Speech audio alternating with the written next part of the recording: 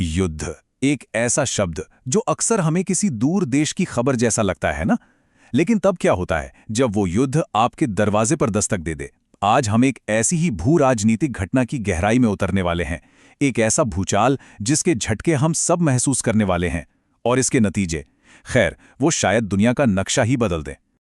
मैं सच कह रहा हूं, मैं वहीं था, दुबई में, अपने परिवार के साथ। सब कुछ एकदम नॉर्मल था। हवा में शांति थी, शहर अपनी रॉ में चमक रहा था। मतलब बिल्कुल एक परफेक्ट दिन।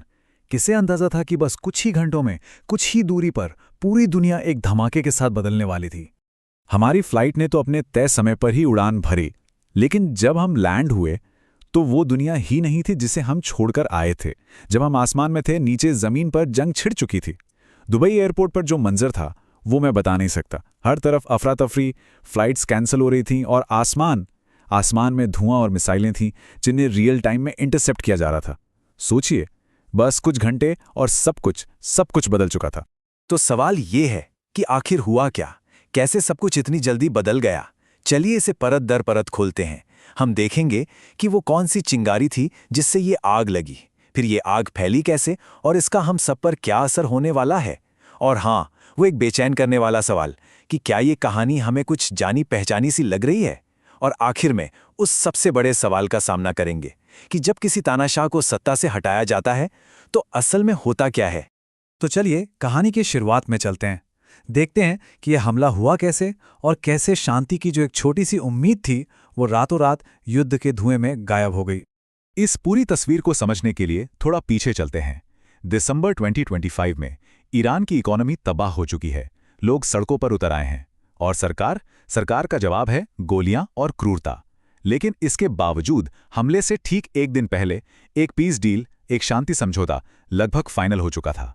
सोचिए, एक उम्मीद की किरण थी, और फिर बस अगली सुबह उस उम्मीद को बमों से हमेशा के लिए खत्म कर दिया गया। इस ऑपरेशन को नाम दिया गया ऑपरेशन एपिक फ्यूरी, और ये कोई छोटा मोटा हमला नहीं था। ये अमेरिका और इजराइल का एक full scale joint military attack था। अधिकारियों ने साफ कर दिया था कि ये कोई एक दिन की बात नहीं, बल्कि कई दिनों तक चलने वाला एक बड़ा ऑपरेशन था। और फिर वो खबर आई जिसने सिर्फ ईरान ही नहीं बल्कि पूरे मिडिल ईस्ट को हिला कर रख दिया।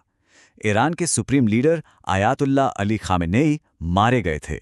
ये सिर्फ एक अटैक नहीं था, ये था एक डीकैपिटेशन स्ट्राइक, मतलब सीधा हुकूमत के सिर पर वार। और निशाना सिर्फ सुप्रीम लीडर नहीं थे, बल्कि पूरा का पूरा लीडरशिप स्ट्रक्चर टारगेट पर था। उनकी बेटी, दामाद, पोती, टॉप के मिलिट्री कमांडर्स, सब के सब एक साथ एक ही हमले में खत्म।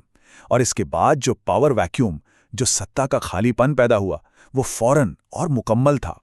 तो अब जाहिर है सवाल उठता है कि ईरान ने इसका जवाब कैसे दिया। और ईरान का जो जवाब था, उसने पूरे गल्फ रीजन को, पूरी खाड़ी को आग के लपटों में धकेल दिया। और ईरान का जवाब वो वाकई बहुत बड़ा था। जरा सोचिए, सिर्फ यूएई पर 1100 से ज्यादा मिसाइलें और 200 से ज्यादा ड्रोन दागे गए। हाँ, ये सच है कि उनके एयर डिफेंस सिस्टम ने ज्यादातर को हवा में ही रोक लिया। लेकिन एक बात है, जो चीज ऊपर जाती है वो नीचे भी तो आती है। उन रोकी गई मिसाइलों का मलबा किसी बारिश की तरह शहर पर गिर रहा था, और ये अपने आप में एक अलग तरह की तबाही थी।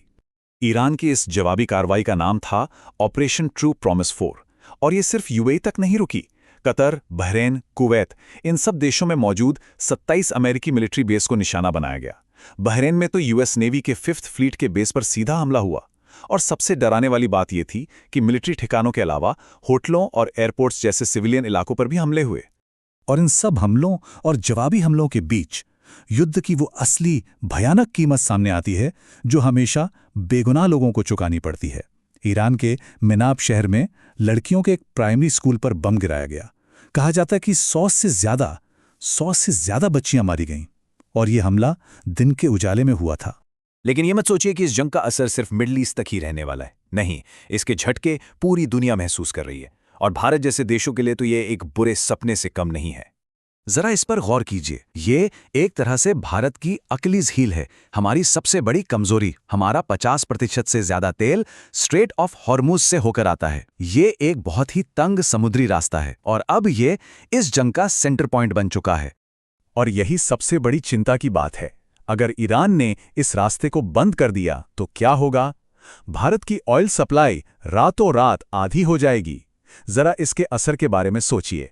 पेट्रोल डीजल की कीमतें आसमान पर, महंगाई काबू से बाहर और एक बहुत बड़ा आर्थिक संकट हमारे दरवाजे पर खड़ा होगा।